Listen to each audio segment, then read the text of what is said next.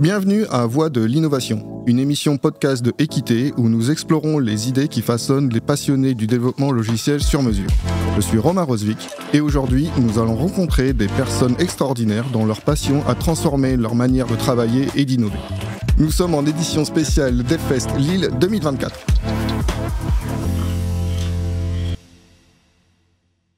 Bonjour, je suis Hubert Sablonnière, on est dans le podcast Équité, c'est parti. Ok, Michael Mann, pourquoi? C'est un réalisateur que j'aime beaucoup, Ouais. Notamment le film Heat, qui est D'accord. un peu un de mes films préférés. Et sinon, récemment, il a sorti Ferrari, qui est un peu décevant, mais pas mal. Ferrari, avec Enzo Ferrari, le vrai, ouais, ça d'accord. raconte l'année 67, un truc comme ça. D'accord. C'est Adam Driver qui joue Ferrari, c'est un peu casse-gueule s'il fait un accent italien, mais le film sur la fin est pas mal. Rien à voir avec le film Lamborghini aussi. Ouais, non, rien à voir. Rien à voir, on est d'accord. Ouais. Bon, on n'est pas là pour discuter de ciné, ce sera peut-être une autre épisode ou en tout cas une autre série de podcasts. Carrément. On est là pour parler de toi, Hubert. Ouais. Et donc voilà, est-ce que tu peux te présenter un peu brièvement? C'est Ouais. quoi ton parcours? Tu travailles pour toi, freelance, avec une boîte? C'est quoi tes ambitions? C'est quoi tout ça? Alors moi, je suis lillois. Yes. Contrairement à pas mal de speakers qui viennent ici, là, je suis un local. J'ai fait 7 ans en ESN à Lille, chez Inet Conseil. Donc Yes. j'ai fait un peu les clients de la région, comme tout le monde.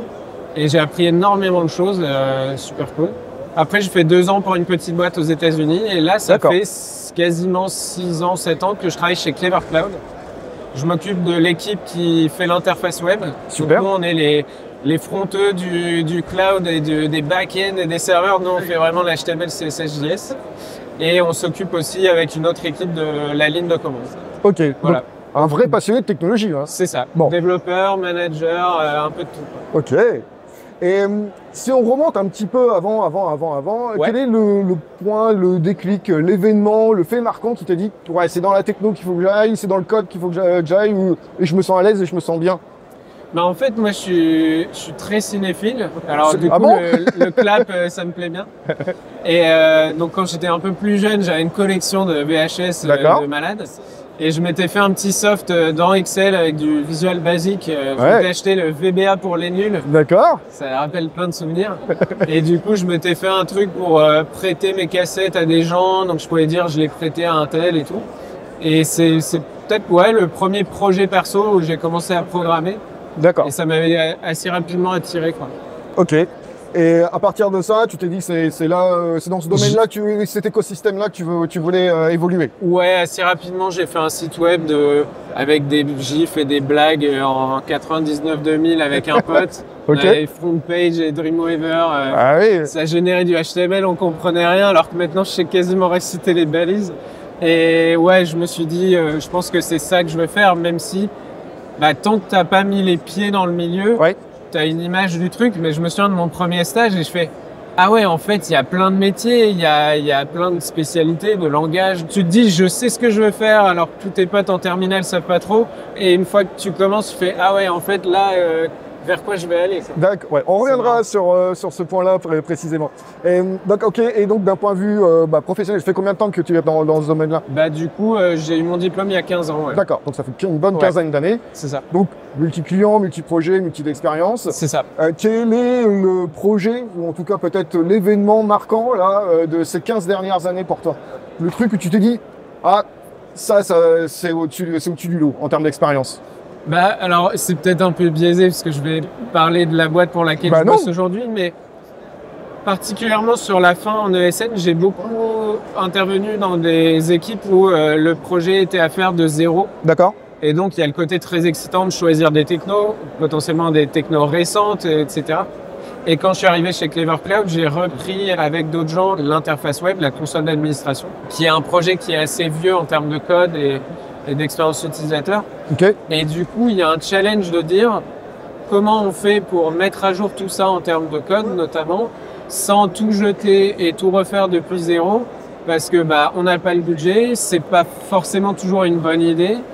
Et puis, il faut continuer à maintenir le produit parce qu'il y a des gens qui l'utilisent, quoi. Pour rebondir sur l'aspect budget, l'économie, en fait, au bout du compte, est un critère essentiel. C'est pas une variable d'ajustement, en fait, au bout du compte. C'est pas tant une économie que si tu veux refondre toute une interface, Ouais. Ça veut dire que potentiellement tu arrêtes de maintenir l'actuel et tu te lances dans un tunnel où tant que tu n'as pas atteint un certain niveau, tu ne peux pas remplacer l'ancienne interface par la nouvelle parce que tu n'es pas arrivé au même niveau de fonctionnalité.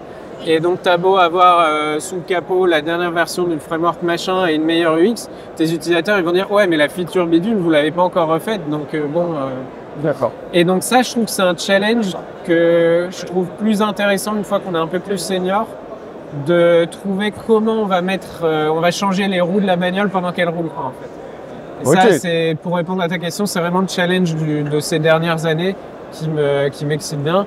Et d'avoir créé une équipe et fait grossir une équipe pour l'attaquer, c'est super cool en fait. Ok. Je vais rebondir là, si tu parlais de nos dernières versions, nouvelles versions.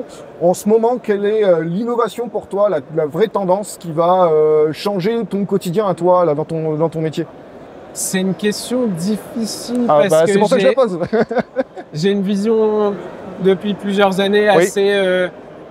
on arrête la hype, on se concentre sur les standards. D'accord. Et une maturité technologique avant une innovation à outrance. C'est ça en fait, aujourd'hui, particulièrement dans le monde du front-end, ça bouge beaucoup.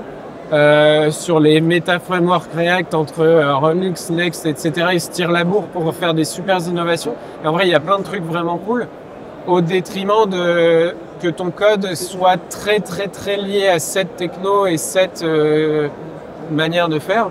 Et c'est vrai que j'ai tendance chez nous, mais ça dépend des contextes, à considérer qu'il faut être un peu moins marié à un truc très spécifique, être un peu plus basé sur les standards, quitte à devoir faire quelques trucs nous-mêmes et avoir un peu moins d'innovation. D'accord. J'ai un peu cassé ta question, mais... Pas de souci. Pour toi, innovation, ça signifie aussi un peu une prise de risque? Potentiellement, ouais. Parce qu'en fait, dans les nouveaux frameworks modernes, on va pouvoir écrire une seule fois du code, il va être rendu côté client, côté serveur, hyper perf, machin. Par contre, on a écrit du code qui, dans 3-4 ans, sera plus forcément... Il faut suivre les mises à jour tout le temps pour que ça marche bien. Donc, c'est une autre manière de gérer ton projet et qui n'est pas adaptée à toutes les typologies, je pense. Nous enregistrons là ici au DevFest, à l'île Grand Palais. J'ai entendu là, tu vas faire une conf, tu vas faire une présentation. C'est sur quoi? Demain après-midi. Alors en rediffusion, ce sera dans le. Ce sera le vendredi. Vendredi, on parle avec Antoine Caron, un pote qui bosse chez Scaleway. D'accord. C'est une boîte partenaire, un concurrent. On les a interviewés déjà Scaleway. Même le directeur de la communication, on a eu derrière. Je l'ai croisé à Vivatech. Donc, voilà. Et on parle tous les deux de compression. En fait, on est passionnés par ce petit sujet de qu'est-ce qui se passe sous le capot d'un fichier gzip, les algos, etc. Et comment les serveurs et les navigateurs discutent entre eux pour savoir est-ce qu'ils vont compresser, comment. Et on essaye de faire ça de manière fun, parce que les algos, ça fait un peu peur parfois. Et nous, on a trouvé ça passionnant, donc on essaye de raconter tout ça. Ok. Et plus grossièrement et communément, le DevFest, tu viens depuis quelques années? Je crois que j'ai fait quasiment toutes les éditions. D'accord. Et c'est un super événement, c'est un peu la conférence lilloise des devs. C'est ça. On retrouve les anciens clients, les anciens collègues, les potes. Et puis là, pour cette année, c'est la première fois qu'on a un stand avec Clever, donc c'est aussi une occasion de se montrer un peu à la communauté un peu plus officiellement. Montrer que vous existez, d'accord. Mais non, c'est un super événement. Et particulièrement cette année, le fait qu'il y ait 2 jours avec une soirée entre les deux, je trouve ça vachement bien. Bon, ok. Tu postes un petit peu, tu essayes de faire de la pédagogie aussi, je vois quelquefois sur les réseaux, sur LinkedIn ou sur autre chose. Ouais, alors j'ai un compte Twitter où j'essaie de partager un peu ma veille. Après, ça devient un peu compliqué Twitter pour la veille, il y a du mélange avec pas mal d'autres trucs. Et après, chez Clever, on a un podcast aussi. Vous avez un podcast? Cool. Qui s'appelle Message à caractère informatique. Super. Et l'idée, c'est 3 collègues et un invité. Et on débriefe des articles, des vidéos, des podcasts qu'on a lus, écoutés ou autres. C'est génial. Et chacun a quelques liens et ça dure 1 heure. C'est toutes les semaines.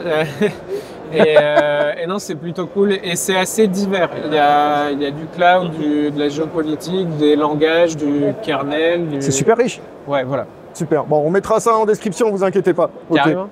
Et ben voilà, on a terminé. Et ben merci à vous, Equité. Et puis à une prochaine. C'était super. Merci beaucoup. Allez, ciao, ciao.